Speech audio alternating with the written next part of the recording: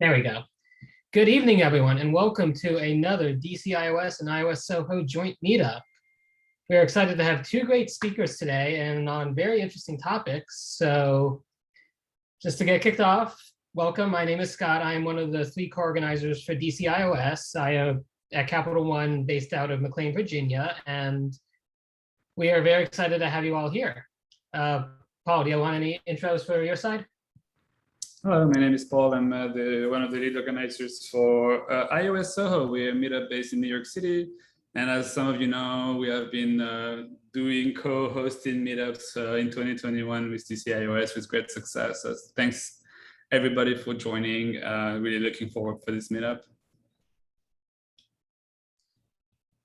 All right, and then so I don't think we're going to do much announcements now. We'll do most of them at the end of the meetup, so just stay tuned. So we are going to have two presentations today. First, we're going to have Joelle talking about accessibility, and then we're going to have Dalton talking about Rust and Swift apps. And then after that, stay tuned for our announcements, and then we will have some networking breakout rooms after that. So without further ado, Joelle, the floor is yours. All righty. Hello, everyone.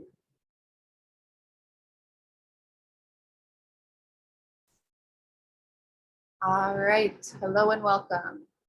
Today, I am here to talk to you about inclusivity with Apple accessibility. One sec. All right, so my name is Joelle Panza, and I am a software developer at Capital One. And I work within the mobile space, and I help contribute to the iOS app for Capital One servicing. So let's start out with the basics and simply define what is accessibility. Accessibility is a word used to describe whether products, devices, services, or environments can be used by people of all abilities and disabilities. And today, more than ever, it's super duper important. When a mobile app is accessible, it can be used by someone with a disability, someone who may be blind and uses Voiceover to read content within the apps allowed, someone who is hard of hearing who turns on captions when they watch videos, or someone with a hand tremor who uses Assistive Touch software instead of their finger to tap on the screen. When coded correctly and thoughtfully, mobile apps work for all of these people, but oftentimes, unfortunately, apps are not coded with accessibility best practices in mind. And quite honestly, it's an honest oversight. No one intends to exclude people with disabilities from using their apps. Many developers were never even taught best practices for accessibility. Or sometimes fixing an accessibility bug is a goal pushed until later. Either way, people with disabilities are always affected. And at the end of the day, all they want to do is go online and bank and shop or read the news or connect with friends and family, just like everyone else. The benefits of supporting accessibility in your app by far outweigh the extra time spent on it during development. Being accessible increases the number of people you reach. Estimates are that 1 in 5 Americans has a disability that affects their daily lives. And as we all are well aware of, technology is a huge part of our daily lives. By following accessibility standards, you can help eliminate risk of legal action being taken against you or your app or your company. In 2019 alone, there were over 2,000 digital accessibility lawsuits filed. That's an average of about 7 lawsuits filed per day. And last, but certainly not least, being accessible at the end of the day is the right thing to do. Assistive technology helps users with disabilities operate their Apple devices. All we need to do as developers is to ensure that we implement best practices and make their user experience as seamless as everyone else's. Now I'm going to share about a 4-minute video that kind of touches on the broader subject of digital accessibility rather than specifically Apple accessibility. But I found the message to be super powerful, so I wanted to share this with you today. I became a quadriplegic when I fell from a cliff at age 17. I'm paralyzed from the shoulders down. Just got off the trail, fell off the cliff, and that changed my life.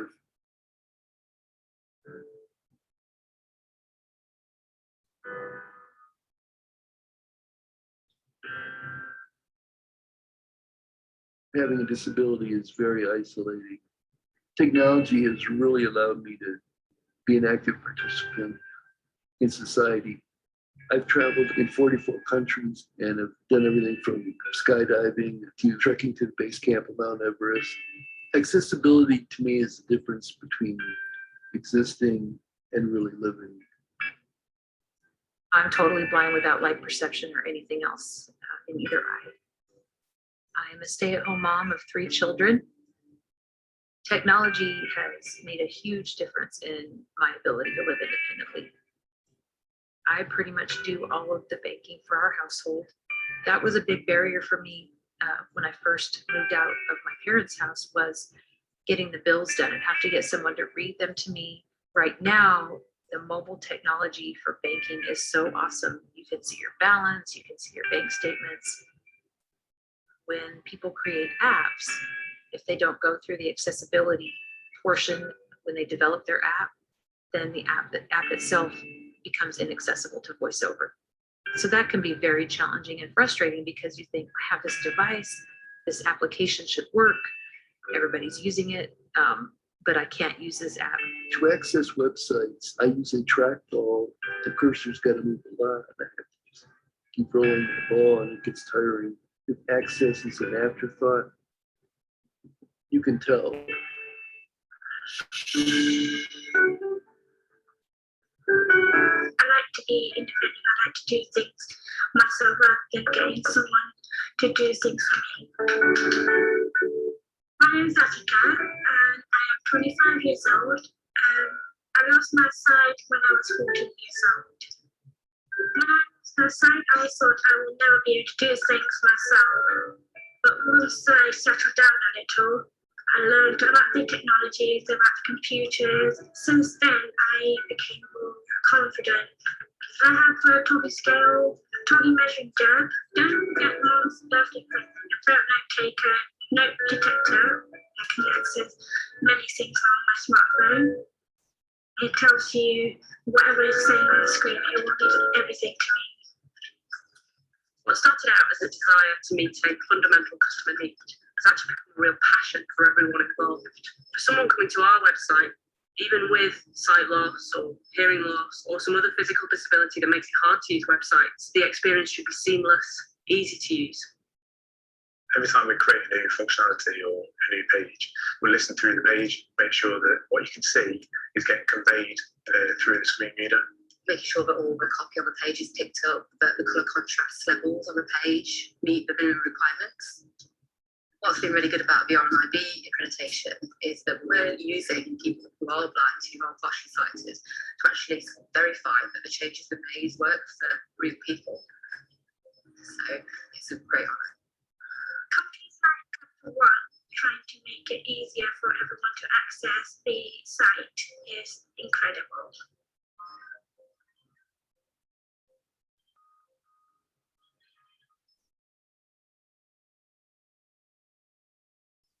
The ADA prohibits discrimination and ensures opportunity for people with disabilities in most facets of life.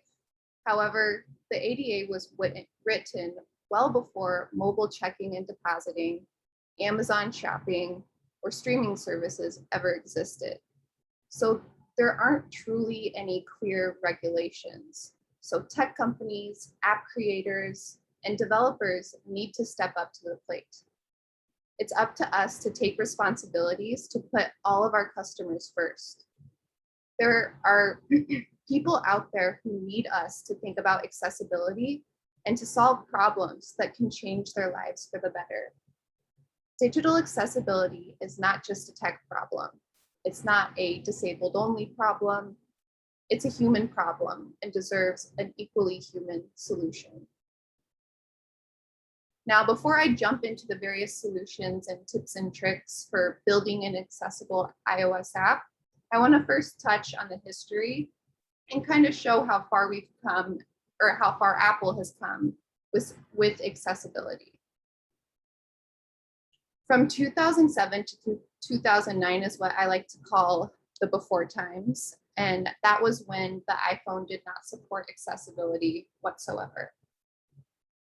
It wasn't until the June of 2009 that towards the very end of the WWDC keynote, in just under 40 seconds, Apple announced their first real accessibility features. And of the 4 new accessibility features announced, Voiceover was the most important. Even though the mention of this was very brief, it was groundbreaking stuff, because the power of assistive technology broke out and bridged the gap between a person's ability and the digital content they want to access. For a blind person to use an iPhone, that bridge is Voiceover.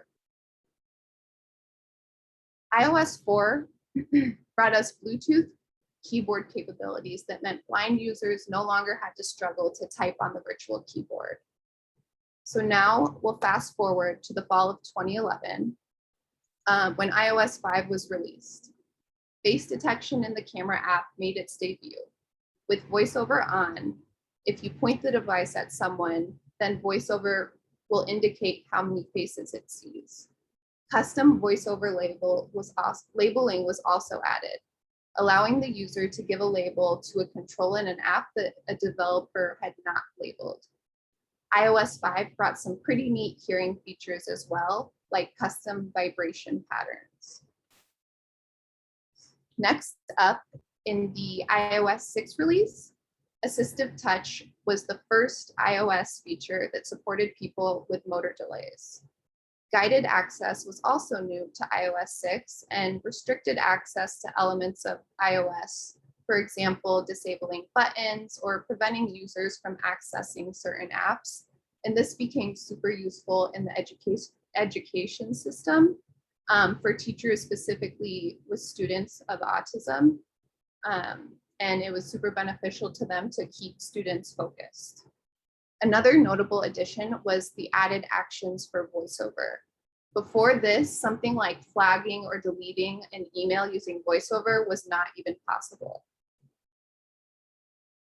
In iOS 7, dynamic type was introduced, but I'll touch more on that a little bit later in this presentation. In addition, accessibility settings was moved up as a prominent feature. Previously, it had been at the bottom of the general settings. iOS 11 was the first iOS release to support Face ID. However, some people with disabilities, particularly those who are blind, were unable to use the feature, so iOS added a toggle that allowed the phone to unlock without requiring eye contact. In the fall of 2018, the Live Listen feature was extended to AirPods. This allows people to use their phone's microphone to assist in hearing better. Moving right along to iOS 14 release, when sound recognition was highlighted as a real game changer, showing a notification when it hears common sounds like a fire alarm or a siren or a baby crying, which is meant to help deaf users be aware of sounds they may need to react to. Fast forwarding to current day, Assistive Touch for Apple Watch really stole the show. It allows users with limb differences to enjoy the benefits of Apple Watch without ever having to touch the display by simply pinching or clenching their hands or fingers.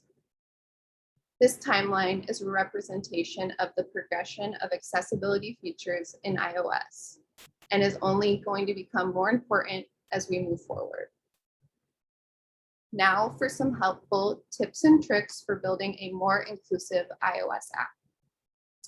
First, and very importantly, bring the lens of accessibility to any new project that you start. Accessibility needs to be considered early and often throughout the entire development lifecycle. By designing your app with accessibility in mind, you make it possible for everyone to enjoy your app, and you'll probably end up saving yourself a lot of time in the end. Accessibility is truly a mindset, and as iOS developers, we need to shift towards adopting accessibility as a part of the way we develop and deliver software. Not just a nice to have, but a must have. Not a lower priority, but the right thing to do. Not built first and fixed later, but built right from the start. This was actually a huge learning opportunity and takeaway when I first joined the mobile space and our team delivered our first feature. From our perspective, we were wrapping things up, everything looked good, all the features were working as expected, the UI matched the design. We were patting ourselves on the back and really counting our chickens before they hatched. It wasn't until we brought our new feature into the internal Capital One accessibility review that we realized there was still a ton of work and rework to be done. We actually had to end up re-architecting an entire page in order to meet accessibility standards, and it costs us a ton of time and rework. So now, learning from that experience, when we create new user stories, we have been adding accessibility as a acceptance criteria in every story so that we're thinking about it throughout the entire process from start to finish. Vision, hearing, and physical motor skills and learning and literacy are accessibility domains to keep in mind when thinking about your users and when starting new projects. The next helpful tip that I wanted to touch on is simply enabling dynamic type. The dynamic type feature allows users to choose the size of content displayed on the screen. This can be adjusted by the user by going into the accessibility settings and enabling larger text and then adjusting how big or small you want the text to be. To support dynamic type in your app, you simply just need to use text styles. You also should set the adjust font for content size category equal to true, and you can do this for UI labels as well as UI image views. Another important thing to keep in mind is the order of elements for an effortless and simple navigation. The order of elements should be set in a way that makes sense when VoiceOver reads them out loud. VoiceOver will automatically read things from left to right and top to bottom, but that's not always the order that makes sense to the user or for your specific app layout. Sometimes you need to manually set the order of the elements for a particular screen. For instance, if you want a description read before an action item like a button, you can use accessibility elements or set the accessibility sort priority to direct VoiceOver to read the description first. Something that I am extremely excited about is the new accessibility panel in Xcode 13, which is going to make testing and debugging this kind of stuff 10 times easier. Not only does this new panel show you the label and the value, identifier, and traits of the accessibility elements, but it orders them in the way that it will be read by VoiceOver. Previously, we were pretty much limited to just testing this on a physical device and enabling VoiceOver and manually testing, because the accessibility inspector on Macs, it's just not reliable. And kind of a funny story is that as I was preparing for this presentation, and on top of that, I had 3 accessibility bugs on my plate this sprint. Over the weekend, I accidentally upgraded my test device to a version that was not supported by the version of Xcode I'm running. So I was kind of SOL and ended up having to drive around Chicago, going to old coworkers' houses to get their old test devices and crossing my fingers and praying that they would be on a version that worked with my version of Xcode. So if I had this solution available, it wouldn't have been a problem and I could have continued testing my accessibility changes. So I am so excited to start using this once I move to Xcode 13. The next helpful, easy win is that large containers really do help. Typically, the way we as developers think about navigating VoiceOver is by swiping left or right. However, blind users browse the screen by running their fingers around to discover everything that's on the screen. But if accessibility information is contained within a small view, it can be easy to miss. So to help users find information more easily, we can consider implementing a larger container. This next one is one of my favorites because it is such an easy thing to add to your app and it makes such a huge impact at the end of the day. Without the correct usage and placement of commas, VoiceOver can sound incoherent. So when you're creating accessibility labels, use commas to break up long strings of text. This way, VoiceOver will read more like a human and add pauses in between words when necessary. Now I'm going to show this little video that demonstrates VoiceOver with and without commas, and it's pretty obvious which one's which and which one is the better user experience. VoiceOver on, vinyl, favorite albums, heading. Because the internet, Childish Gambino. Because the internet, Childish Gambino. Fez disasterpiece. Fez disasterpiece. I mean, it's not even a question. Adding the commas just makes for a way better user experience. Next up, and the last helpful tip that I wanted to touch on is related to grouping elements for a better user experience. In this example, using that same albums demo, you can see that we set the collection view so that it should group accessibility children. And then within the UI collection view cell, we set that as the accessibility element. And then by default, that makes all of its children non-accessibility elements. And what that achieves is setting the focus within the entire cell of the UI collection view versus the individual images or the individual labels. And this makes a huge difference when navigating, especially in a long list of things.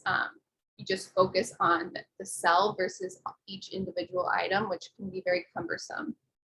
Something else I wanted to touch on for this example is the accessibility hint. This is a great use case for actually adding an accessibility hint. This one will read double tap to play. And when you're focused on an album picture like this, it's not so obvious that when you tap on it, it'll play music.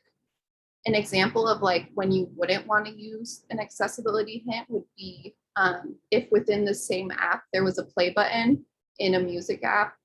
It's pretty obvious that when you press the play button, it's going to play music.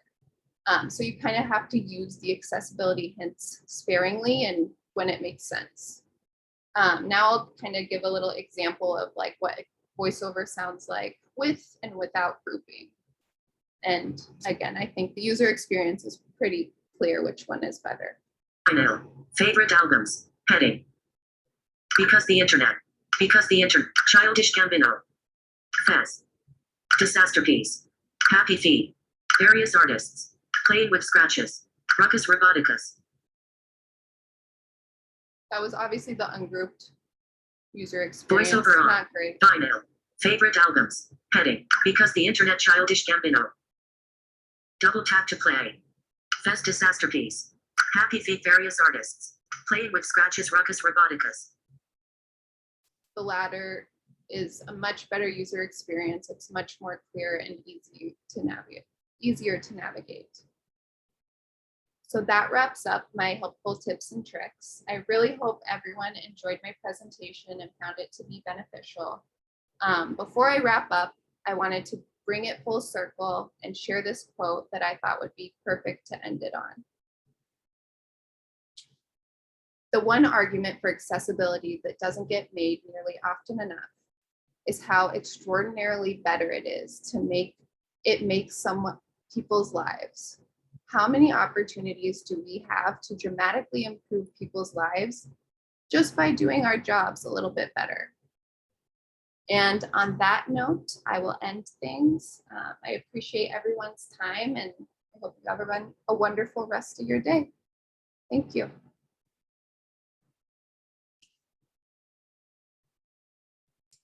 Right. Thank you, Joelle. Yes. Paul, do you want to introduce our next speaker? Should we open it up for Q&A, or do you have a minute, or what do you? We probably have a few minutes. I think we can do about 5 minutes of Q&A. So if people want to drop questions in the chat. There was one question from Scott. Does accessibility always read left to right and top to bottom, or does it differ to the current text script direction? It normally, by default, it reads left to right, top to bottom, but I know when you do custom UI stuff, it doesn't always happen that way. So it's not a guarantee, which is why you got to test. And sometimes you do got to do some hacky things in order to read from in that order. So it's not 100% of the time, but if you use the out-of-the-box solutions that Apple provides, that's usually the default behavior.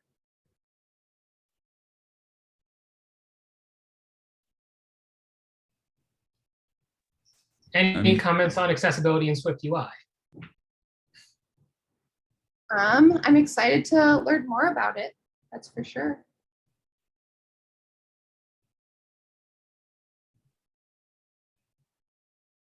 How to change the order of navigation in terms of code.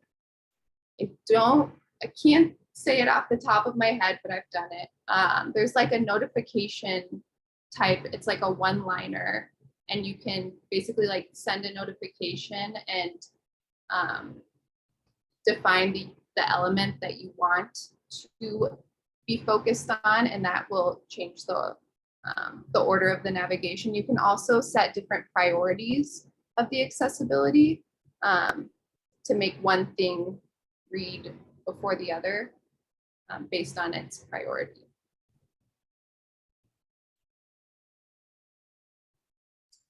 With WCAG 2.1 coming, what are high priority accessibility goals, or how will it affect development?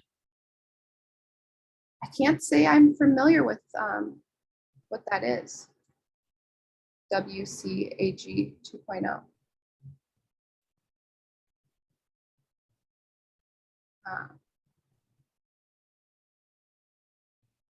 Does anyone want to elaborate on what that is? We have to unmute Dave so he can explain if he doesn't mind.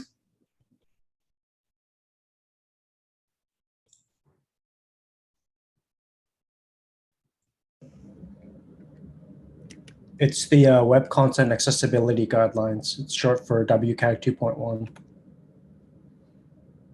Gotcha. It's where all the web standard accessibility standards are established. Does this apply to mobile as well, or do they have a different standards for mobile? From what you know? Oftentimes, mobile has like a slight subheading for it, but yes, they do take into account for things like color contrast nowadays. I think is a 531 or something like that. This is especially with regards to visual disabilities, with regards to color blindness. So that's taking like a big thing for this year. Yeah, that's great. I'll definitely have to look more into that further research. Thanks, Dave. Yeah, one more question. And by the way, we'll have a networking session at the end where we will have a room specific to accessibility. So if anybody wants to chat more, we'll have this opportunity.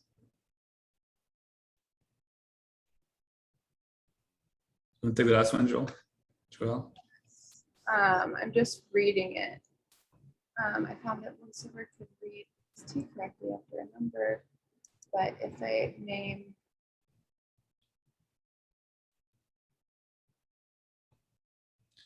The last one, right? Oh, sorry, you're reading the other one. Okay, my bad. Yes. For Mike's question, I can't say I know the answer to that, quite honestly. But I do know there are tools out there. I know Capital One at least has a lot of its own internal tools. We have, like, for example, to like read a dollar amount versus just reading integers or digits. We have some baked in stuff. So that's kind of been my experience with that type of stuff. And then also when it comes to reading out the accessibility hint in the collection view, is that by default or just the first element in the collection view? That's by default.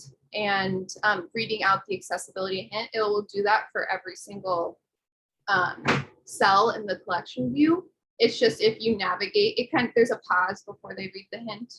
And if you navigate before they get to the hint, it'll just skip that part. But if the demo like didn't navigate before, it would read that accessibility hint for every single cell. Awesome. I think the last question is you already answered. Yeah. Thank you very much. That was amazing. Thanks a lot for the presentation. The video was a bit laggy at some points, and when we share the video all together, if you have a link to the Capital One accessibility video to share as well, that would be awesome. We'll put them together when we share the recording with the group. Yeah, certainly. Sorry about the bugginess. My internet is never the best, but hopefully you still got something from it. Oh yeah, the rest was perfect. Thanks. All right. Without further ado, we're gonna already jump into our second speaker of the night.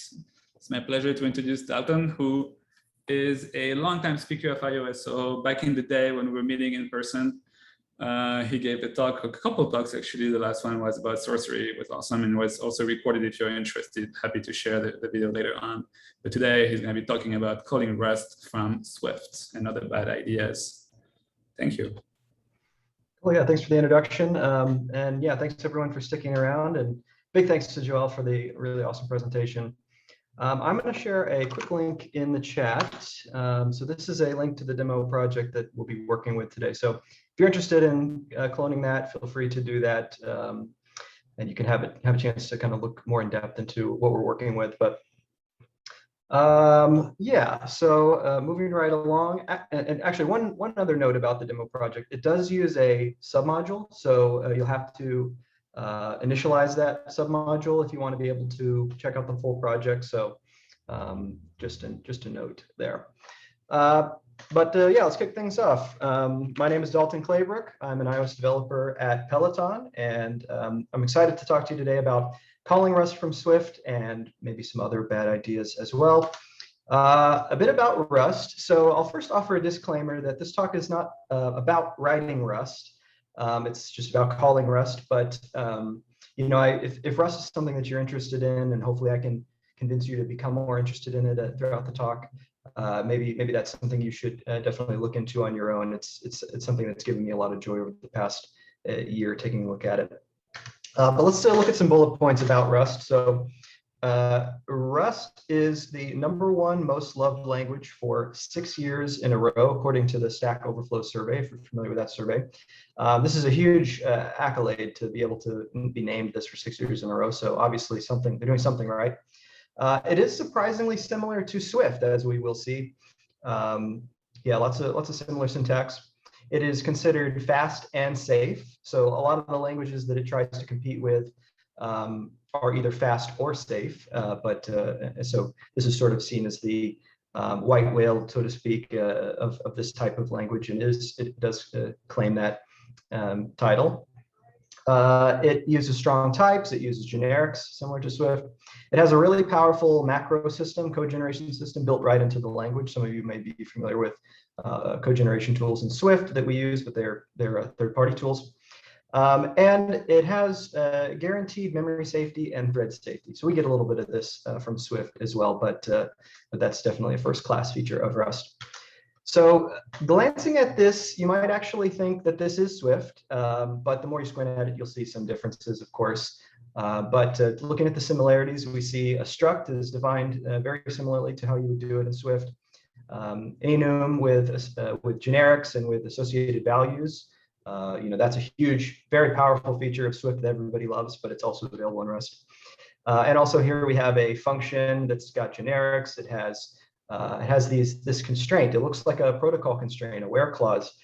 These are called traits in Rust, but they are very, very similar to protocols in Swift. So lots of similarities in the language.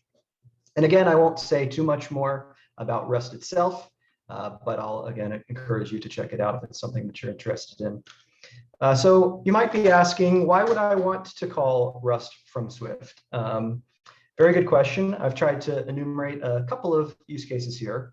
So perhaps you have another team within your organization that is publishing a shared library in Rust. And maybe this isn't super common these days. It might be more common for another team to publish a shared, let's say, C++ library. I think that Spotify is an example of a company that publishes a shared C or C++ library for their client teams to use. But I could easily see this becoming more prevalent in the coming years, considering that Rust sort of positions itself as a sort of successor to C++. It's like the safe version of C++, just as fast, but also much, much safer. So maybe also you found a open source crate, quote unquote crate. Crate is the Rust term for package. So maybe you found a crate that you want to be able to use from Swift, and you haven't been able to find a Swift package that does the same thing. And this is sort of kind of our use case today.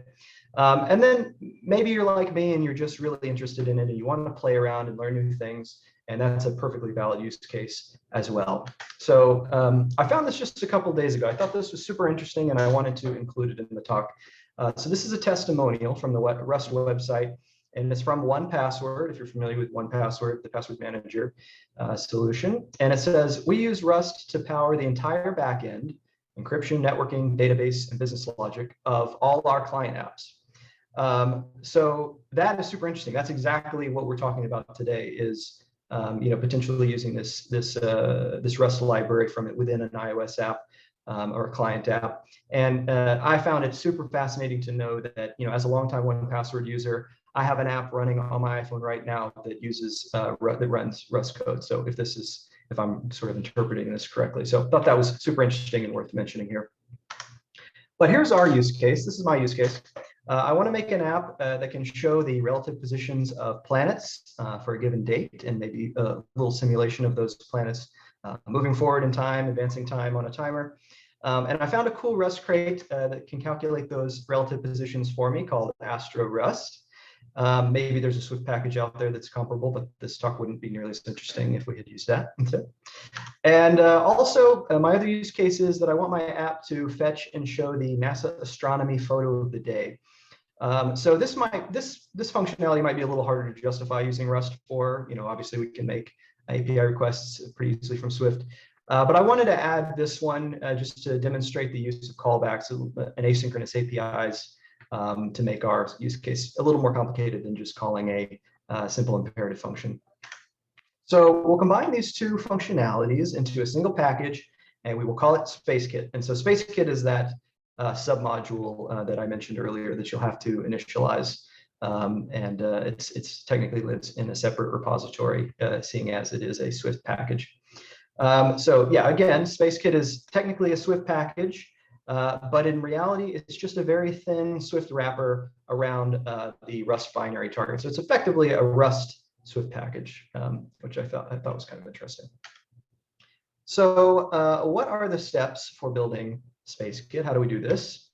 Well, first and foremost, we need to write some Rust code. This is probably pretty obvious. Secondly, we need to make what's called a foreign function interface. So this is perhaps a new term to folks. It certainly was a new term to me. So the FFI guarantees that the Rust code you're calling adheres to certain conventions that Swift is familiar with already. So in our case, those conventions are C conventions, the C programming language. And we'll talk about that a bit later as well, but just that's important to keep in mind. So next, we need to actually build libraries. We need to build static libraries for all of our relevant destinations. And when I say destinations, I'm talking about the iOS device, iOS simulator on x86, iOS simulator on ARM64, and any other possible destination that you would want to target, maybe tvOS, et cetera. You need to build individual libraries for all of those. Next, we need to generate a C header file. I mentioned here in step 2 that we're generating a foreign function interface that Swift knows about, and for us to tell Swift about it, we need to give it some sort of interface like a C header file, and that's what we can do. And fortunately, we can generate that header. It would be quite tedious if we had to write it ourselves. We can build next we could build an XC framework. So XC framework is not strictly necessary. Of course, you're all the Xcode users. Some of you may have used static libraries in your apps before. You could just drag a static library into Xcode, drag a C header file into Xcode, and be able to access that directly from there. But I thought it was important to make an XC framework because that actually is a strict requirement for Swift Package Manager. If you're creating a Swift package and you want to bundle a binary target inside of your Swift package, it's actually a strict requirement that you make that binary a XC framework build product. So we're going to be making one of those. And finally, all that's left to do is import that XC framework into the wrapper layer and access those APIs, that foreign function interface. So you heard a few mentions of C, the C programming language, in the previous slide. Here is a quote from the Rustonomicon, which is the unofficial Rust book covering all things quote unquote unsafe. It means, so the quote is, C is the lingua franca of the programming world. And it means that many languages have support for C bindings. They can call into C and they can expose a C-like API. And so even though we're writing Rust, not C, we're compiling it using C conventions and we're accessing it from Swift. We're calling it from Swift as if it is C. And so that's a really important point to really drive home here. Maybe this talk should have been called, calling Rust and C, or just calling C from Swift, because that's effectively pretty much what we're doing here. I mentioned the Rustonomicon, weird name for a book, and I talked about it being about unsafe things. So let's talk about that unsafety a bit. So Swift and Rust are both considered quote unquote safe languages, right? They have strong type systems that prevent arbitrary casting between unrelated types. They have strong memory safety guarantees. For example, with Swift, we have automatic reference counting, and with Rust, we have something called object lifetimes. But C, on the other hand, is not so safe, right? We get into situations where we may have a dangling pointer, or we do a lot of direct memory access with APIs like malloc and free. And unfortunately, when C is the bridge between these two languages, you lose a lot of the safety guarantees of those two languages. So my sort of advice, my unsolicited advice perhaps, is to keep the C layer as thin as you possibly can. Convert to C types as late as possible and convert away from them on the Rust side perhaps as early as possible into these stronger Rust types that can be managed. The memory can be managed for and that sort of thing. So that's a bit of a piece of advice there. Okay, so let's take a look at some Rust code with a foreign function interface. If you're following along in the demo project, this is going to be inside that SpaceKit submodule. It's going to be called lib.rs. RS is short for Rust. So just to really drive that home, this is Rust code, though it may have a bit of a C looking things inside of it. So we've already seen some structures like this in the previous code slide. We saw the struct and we saw a function. But we see some new symbols here. We see this hash symbol. These are macros, and the top one that we see says repr C, which is short for representation C. So this macro ensures that the memory layout of this particular struct is laid out. The bytes of the struct, when they are encoded into memory, are laid out following the C conventions. If we didn't include this, then Rust would try to optimize the way that this struct is packed into memory. It would maybe reorganize the fields of the struct so that it's a little more efficient, that sort of thing. But we don't want it to do that. We instead want it to use the strict C conventions for packing the struct into memory, so that when we turn around and decode it on the Swift side of things, Swift can decode it correctly. So the other macro we see says no mangle. So like Swift, Rust uses what's called name mangling to prevent collisions of symbols.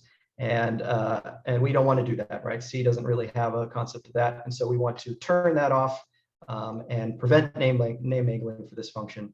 And I'll add a note. I think that Rust will prevent collisions anyway, even if you have multiple functions that use no mangle. If you're trying to compile them into the same package, you'll end up with compiler errors and that sort of thing. So I wouldn't worry about accidentally writing a collision. So one final note I'll make when we're looking at this slide is that all the inputs and outputs are things that C knows about, right? So the arguments to the function, the return type, the fields of the struct here, the struct itself, because we've declared it to be a C type. These are all things that C is able to know about, and that's going to be really important for our foreign function interface. Anything inside the implementation can be strictly Rust, of course, because we're not exposing that in our interface. And again, that's the point I was trying to make earlier is you should perhaps try to quickly convert away from these C types inside of the implementation. So here's another code slide. It's from that same file, and it shows a couple of additional things. So one thing is you'll see the fields on this struct are char star fields. This is a C string. This is how you represent a string in the C programming language. And so that's going to be important for us. Rust does have some stronger string types, but we can't use those in our interface. We also see a C function pointer, so a type alias to a C function pointer here in the middle. And the last thing is inside of this fetch photo of the day function, you'll see the last argument is a context. It's a void pointer. It's a void star. And this is a pretty common convention in C when you want to pass sort of arbitrary things around and receive them back in the callback. You can see there's also a void star context in the photo callback. We want to just be able to pass in some arbitrary pointer and get that same pointer back inside of when our callback is executed. So that's the point there. Okay, so we have our foreign function interface. Now we need to just build it for iOS, right? So I have a pretty big build script, and you can find that inside of the project. It's a build.sh, but this is really the main build command. And this might look a little funny. You can see the use of this nightly argument here. It's technically using what's called the nightly compiler of Rust. A lot of compiler projects publish, or a lot of software projects publish builds on a regular cadence, and in this case, it publishes builds on a nightly cadence. So anything new that was newly added throughout the day is included in this nightly release of the Rust compiler. And we need that, unfortunately, to be able to use some of these flags that we're passing. So a bit of interesting backstory here. We need to be able to tell the compiler that what target to build for. And Rust has this concept of built-in targets, and it does have built-in targets for iOS and iOS Simulator. That might actually be surprising to folks. It certainly was for me. But there happens to be a bug right now in the Rust compiler where it doesn't properly set the iOS deployment target or the minimum iOS version. And so when you then turn around and try to package those binaries into an XC framework, that process fails. So what I've had to do here is create a custom target. You can see that I'm passing that as a JSON file to this target argument. And this sort of circumvents that. It does set the deployment target correctly. But unfortunately, it forces us into doing some additional things like using the nightly compiler and also rebuilding the standard library. You can see that second line, we're having to build the standard library for our custom quote unquote target here. But the good news is that there is a pull request open right now that fixes this issue. It's only been open for a couple of days. I was super surprised to find it when I was preparing for this talk that it's actually something that's actively being worked on. So hopefully in the next days or weeks, we won't have to be forced to use this sort of unique setup here. There's some other things that the build script does as well, in addition to building the libraries. So it generates that C header file, like I was talking about earlier. It uses a utility called cbindgen to do that. And so cbindgen will read your foreign function interface and generate the appropriate types in C so that you don't have to do that. It would be a lot worse if you did have to write that by hand each time you made a change. It also generates a module map file, which references that C header and exposes it to Swift. It combines simulator slices using LiPo. So this might sound complicated. Since we're making multiple different simulator slices for x86 and ARM64, It uses a tool called LiPo to combine those together into a fat binary, which is what we then ultimately pass to include in the XC framework. And then, of course, we create the XC framework. We do that by invoking Xcode build. There's a utility that creates an XC framework for us. So this might all seem very complicated, and I kind of went over it very quickly. But what I would say is, don't worry about this too much. Again, you can take a look at the build script that I have written inside of the repo if this is something that you're interested in. This definitely took me just as long as creating the project to figure out how to build it. So this was a complicated task for me. And if this is something that you're really seriously considering pursuing, then I would say don't hesitate to reach out to me. I would love to help you with this, point you in the right direction, and kind of help you along the way, because this can be pretty complicated. Okay, so we have built our XC framework, right? So now we need to create our Swift wrapper. So here is our package.swift file. Again, we are using a Swift package, and it wasn't strictly necessary to make this a Swift package, but I thought it might be interesting to demonstrate how this would look in a more modern setup, right? So you can see the last line, the last entry of this package is a binary target. So this is a new API that's available in Swift 5.3 and Xcode 12. And again, it only supports XC framework. You can see the reference to XC framework down there. And that is what really caused us to have to create this XC framework to package inside of our Swift package here. And you can see that it's declaring that as libSpaceKit. It's declaring it as a dependency of our wrapper target, which is called SpaceKit. And then we expose SpaceKit as our only build product from the Swift package. So here's the simple example. This looks probably like code that you write all the time. You can see the last two lines here of this example are actually calling into the Rust library. So the first example, we're getting a date from off of the Julian calendar, and we're doing that with the Rust library. And then we're turning around and we're passing that Julian day straight back into the Rust code and getting some heliocentric coordinates so we can find the position of our whatever planet we're interested in, and use that information to populate our UI. So that's the simple example. Now for the more complex example, I do have a demo. So let me switch over the sharing. Let's go full screen for this one.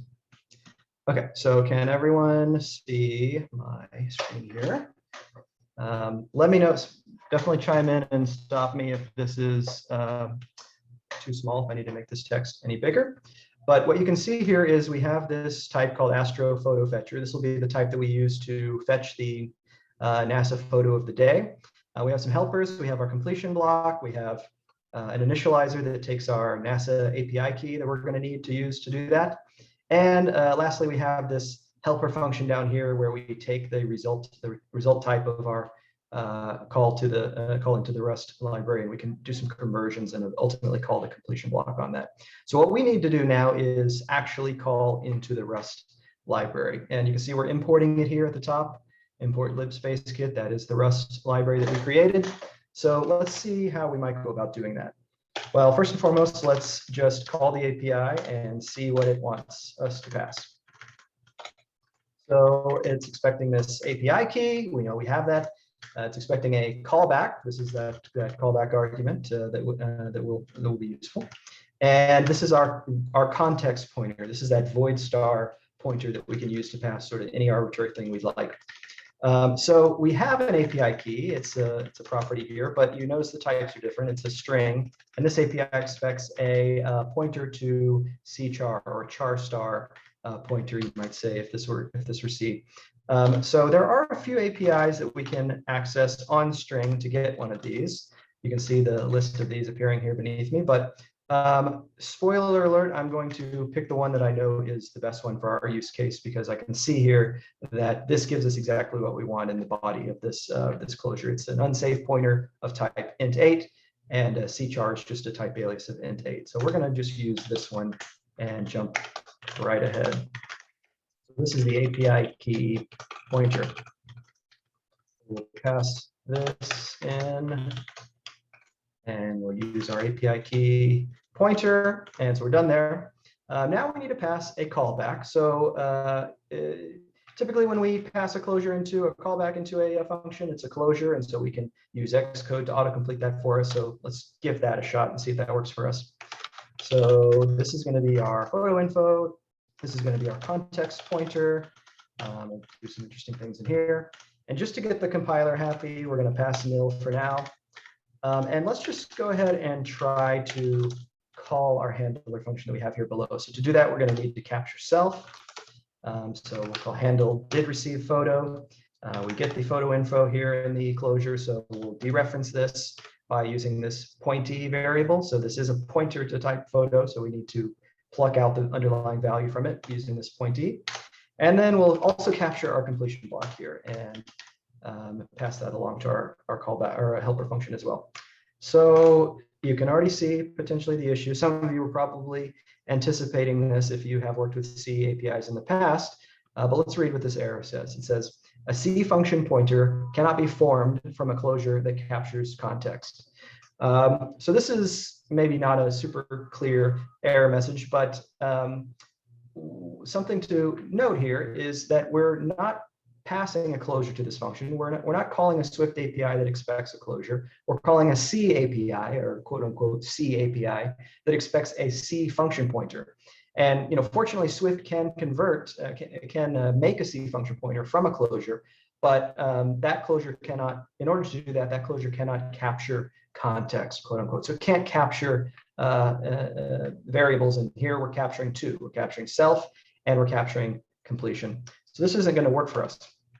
And that's really where that context pointer comes into play. So let's back over these things. And I'm going to make our function callback or a C function pointer down here. I'm going to say, make this a private func. I'm going to call it a photo callback. And I'm going to pass those arguments. This is going to be a photo info. And it is an unsafe mutable pointer of type photo info, optional. And this is our context. And it is a context raw pointer. Unsafe mutable raw pointer. The other one is not a raw pointer, it is a typed pointer. This is an untyped pointer, right? This is the analog of that void star as opposed to a char star, which would be a typed pointer. So we can pass this now to this function and everything should work for us. Hopefully. And I'm going to just pass nil here to see if we can get the compiler to agree with us. And it does. Build succeeded, so that's great. Now all that's left to do is figure out what the heck we're going to put right here. So what we could do is we could pass an instance of ourself, right? We could pass the fetcher itself into this as this context. And because Astro Photo Fetcher is a class, we can use this type called unmanaged to do that. So I can say unmanaged. I can pass a retained or an unretained version of this. And then I now have an instance of a managed that I need to convert into a pointer, and I can do that with this API here to opaque. And this is going to create exactly the type that we need to coerce it into that void pointer, that raw pointer that will work for the callback. But spoiler alert, this isn't going to work for us because we're dropping this on the floor. This is really what we need to pass along, right? We need to pass our completion block so that that completion block can be plucked back out of the context and then ultimately called. So that's not going to work for us. We need to be able to pass both the instance of the fetcher and the completion block. So the way that we would go about doing that is by making a new struct. I'm going to make this a private struct, and I'm going to call it Astro Photo Context. And it's going to have a fetcher, so photo fetcher, and it's going to have our completion block as I mentioned earlier. So this is a fetcher dot completion. So this is what we really need to pass here as this pointer. So how do we get a pointer? Well, first let's start by instantiating it. This should be pretty common. So we're passing self as the fetcher and we're passing the provided completion as our completion block. Now we need to get a pointer to this context. And we can do that. We can get a pointer directly off of the one we just instantiated. But the problem with that is this context was instantiated on the stack. And it's only valid for the context of this particular function, right? So as soon as this, we exit this context, as soon as this function returns, then the memory is going to be reclaimed for this particular pointer here. And we don't want that to happen. We need it to survive the full duration of the asynchronous API that we're accessing below. So that's not going to work for us. We need to do an allocation ourselves. We need to allocate memory on the heap in order to make sure that it sticks around for longer. So we can do that by creating a context pointer. This is going to be an unsafe mutable pointer of type astrophoto context. And then we'll call this static API called allocate. This is going to, like I say, do that allocation on the heap for one instance of this astrophoto context. And so now we've allocated enough space on the heap, but the memory that we're left with now is just garbage memory, right? So we need to initialize that memory to the actual contents of our struct. And the way that we do that is by calling the function initialize to and passing the context that we just created here. Okay, so now we have a context pointer. It is allocated and it is initialized to the correct memory. So we need to just pass it to this API. So I mentioned this is a raw pointer. It's an untyped pointer, and what we have now is a typed pointer. So in order to convert it, we can simply just use this initializer on raw pointer. It's very straightforward to do that. Okay, I'm going to build and verify that indeed this is succeeding. This is exactly what we want. And now all that's left to do is pluck that back out when our callback is executed. So I'm going to unwrap it. And I'm going to make a context pointer variable here. So we're dealing with a raw pointer, and we need to convert it into a typed pointer. And we know, as the authors of this, as the programmers here, we know that that memory is already bound to a particular type. It's already it is a strong typed pointer under the hood, right? It's using a particular type, and we just need to tell the system what that type is. And so we can do that by using this API called assuming memory bound to astrophoto context. So now we have converted our raw pointer into our untyped pointer into a typed pointer by telling it, by promising it under the hood, this pointer is actually a strong typed pointer. And now all that's left to do is pluck out the context by dereferencing that pointer. And we do this the same way as you may have seen earlier. We call pointee to get whatever the thing is that's being pointed to. So we're not done yet. You remember that we did a allocation earlier. We did what's called an unbalanced allocation of this memory. We are responsible for this memory now. This is the unsafe aspect of programming with this API, and we're responsible for cleaning up that memory since we did the manual allocation. So we can do that like this. I can say deinitialize and subsequently deallocate. So what we're doing here is we're cleaning up the memory for the individual fields of the struct, and then we're also then cleaning up the memory for the struct itself, the actual probably smaller allocation that we did on the heap, and that's what's done here. So this is sort of the magic incantation that we'll need to use in order to free up all the appropriate memory that we just allocated manually before. And we put this inside of a defer block to ensure that this is the last thing that happens, right? We want to be able to actually use these values before the memory goes away, and so therefore we want to wait to deallocate those until the last possible moment. So let's use them. Context.fetcher.handle, passing our photo info into this, dereferencing it, and then also you remember that context has a completion block on it, and we pass it in here as well. And this is all that we have to do. So I say all, this is probably quite a bit, but this is the last of it in order to complete the implementation of this type. So let's take a look at it and see what it looks like. Okay, so here's our sample app. This is the thing we just implemented, the photo of the day view. And you see we fetched some details about the photo, and then we pass that along to the UI layer, which then fetches the current NASA astronomy photo of the day. And then this is the solar system view, is the view that we saw earlier on in the code slide. This is the one setting the relative positions of planets in the solar system, and we're updating those on a regular interval, progressing time so that we can see sort of how the movement of the planets, that sort of thing. So again, feel free to check out this demo project if you're interested in how some of the other things are happening in here, if you're interested in that. But that wraps it up for the demo portion. So let me switch back over to sharing the slides, and we're almost done. We can wrap this presentation up. Okay, so I mentioned some other fun details about the project that we didn't talk about at all today, but if you're interested, you can definitely check it out by cloning the project. So it does use SwiftUI. It's a completely SwiftUI app. It uses what's called the composable architecture by folks at Point Free. It's a new and interesting kind of way to think about architecting your SwiftUI apps. And it also uses async await. It's using some of the later APIs that were just introduced in the latest WWDC for Swift concurrency. And so, you know, again, it is important that because of that, you'll need to run this inside of Xcode 13 beta in order for it to compile correctly, because it is using those APIs. Okay, so this talk is about bad ideas, right? So what are the bad ideas? Let's enumerate those.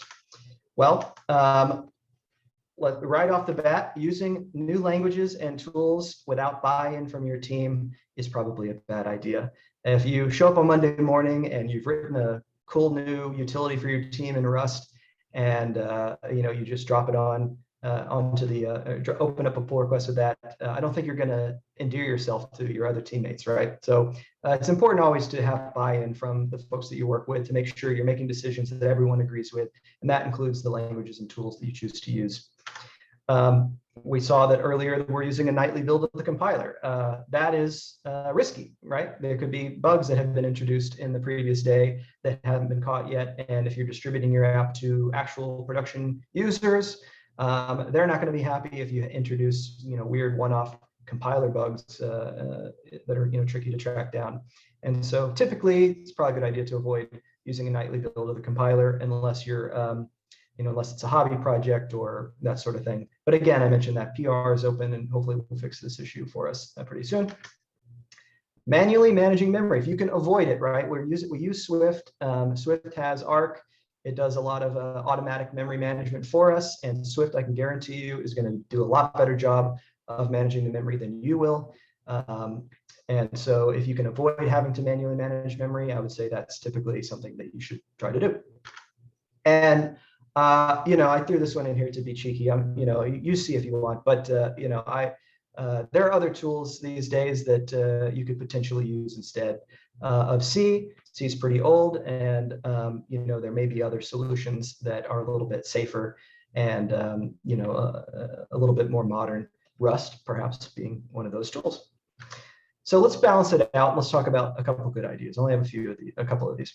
So one good idea is trying new things, learning new things. I have been learning Rust over the past months and years, really the kind of full pandemic, and it's been super beneficial for me. I can promise you that. It has caused me to look at Swift in a different way. When I see that Rust does a certain thing a certain way, then I turn around and I sort of question the decision that Swift made to potentially do it a different way. And so it's always a good idea to sort of continue your education, learn new things. And also just having fun. I had a great time putting this presentation together, putting this demo project together. As you might imagine, if you're like me and you enjoy programming as a hobby as well as your career, then this type of thing might be something that you're interested in messing around with. And you know, it's always a good idea for your mental health and so on to have fun. So here are some resources. I mentioned, I think, each one of these individually throughout the presentation, but I'll distribute the slides and you can click through the links on these if you're interested. And that wraps it up for me. So thank you so much for your time and attention, and I'd be happy to answer any questions that you might have.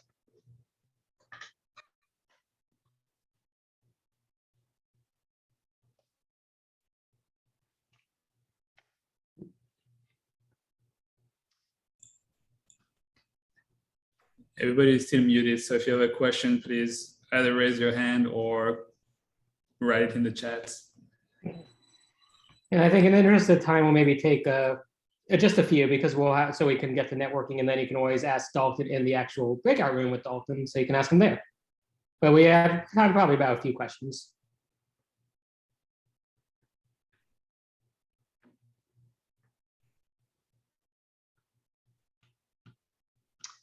And if you're still thinking of those questions, then yeah, again, we can defer that till a little later on if you'd like.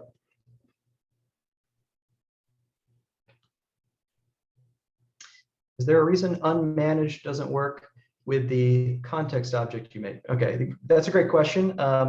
So the strict reason, the technical reason, is because the type of the type constraint on the generic for unmanaged is bound to any object. So struct wouldn't meet that constraint, and so you'd have a compiler error trying to use it.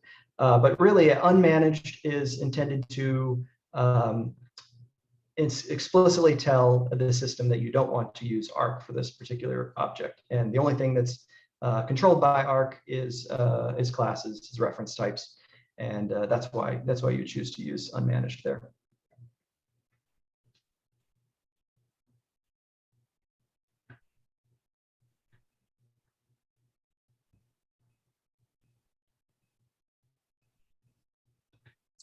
All right, no pressure. Well, thank you very much, Delton. It was awesome. Very, very good talk. So many things you covered in that. I would have to watch the video again personally. I was really enjoying it. One more. We got one more in. Oh, one more. How different is the composable architecture from architectures you use at work, if they're applicable with SwiftUI? So yeah, great question. I'm pretty new to composable architecture. It is it's strictly intended to be used with SwiftUI, and because at work we mostly don't use SwiftUI. We do have some SwiftUI at Peloton, but we mostly don't use SwiftUI. It wouldn't make a lot of sense to use a composable architecture right now. But if you're familiar with Redux, or if you're familiar with Elm, I think there's some similar concepts there. It involves only updating your state in a predictable way through the use of what are called actions. And so I would say it's definitely a new way of thinking about how to architect your app for me. And I really enjoyed learning it and using it, but I would say quite a bit different from what we use at Peloton. I think last question, how invested are you with, I think this is about Peloton, how invested are you guys working with Rust? Is Peloton planning to do more of it going forward? Yeah, that's a really good question. I would say I don't think we're really invested in Rust at all at Peloton. I know that there are some teams who have evaluated Rust for performance critical applications. So for example, we have, if you're familiar with Peloton, we have the live leaderboard that shows on the right-hand side of the bike when you're on the bike, or even the apps.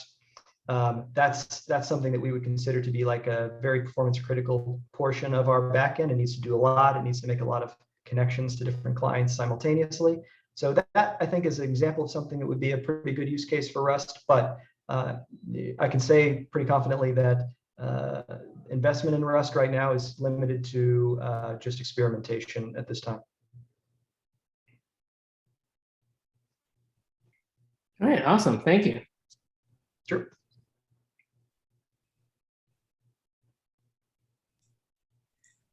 All right, Paul, do you have any major announcements you might awake? I know Joseph has one he's gonna make. Not today. Usually I have my announcement slides. I'm just gonna just say it on the fly, I guess. Joseph, if you don't mind, maybe sharing the link to the YouTube channel and the Slack link as well. We have a YouTube channel and a Slack community if you'd like to join. We will be sharing this recording in a few days on the meetup page, but you can also watch previous talks or all recorded and available on the YouTube channel. There is also a link if you'd like yourself to give a talk at some point in the future, or even if you're interested in hearing about something. We are always like looking for other new speakers or even topics of interest. So if you feel free to use that form that also will be shared in the chat. I would share it myself to submit something. And finally, networking. Today, as usual, and until we can meet in person again, we're going to be networking virtually. There will be like breakout rooms with themes. 2 of them is going to be about the talks of the day. 1 is going to be general. I don't know how you set them up, Scott. And the last one usually that we keep for people who are either like looking for a job or hiring. We'll have a room just for that. So if you're looking for something yourself or hiring, please wait for the networking session and you can join that room. And you also feel free to use the meetup group page for general announcements about hiring. That's pretty much all the announcement I had.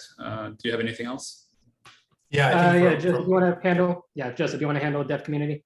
Yeah, from our end, so dev community is kind of the umbrella branch of DCiOS that organizes all the local meetups, including the Kotlin meetup and the DC Android, is hosting a summit this year. So our large conference will be virtual. I think the early bird tickets are out right now. They're about $49. All of our ticket proceeds go straight to Women Who Code. So everything is a full donation for that. We currently do have a CFP out for speakers. So if you're interested in speaking, I'll post a link here in the chat. And for those of you just looking to attend the conference, the tickets are available for that as well. And they are through Everbright. And I'll post a link for that as well. And like I said, everything is a donation. And there'll be a 3-track conference, just one day. That'll include, again, tracks for iOS, Android, and cross-platform presentations. But yeah, that should be it. Yeah, so hopefully we'll catch you all there. It's yeah, for those who've been to some of our conferences in the past, it's basically a combination of Android Summit and iOS Dev Camp DC. So we kind of joined forces together. All right, with that, I'm going to stop the recording and I will open the breakout room.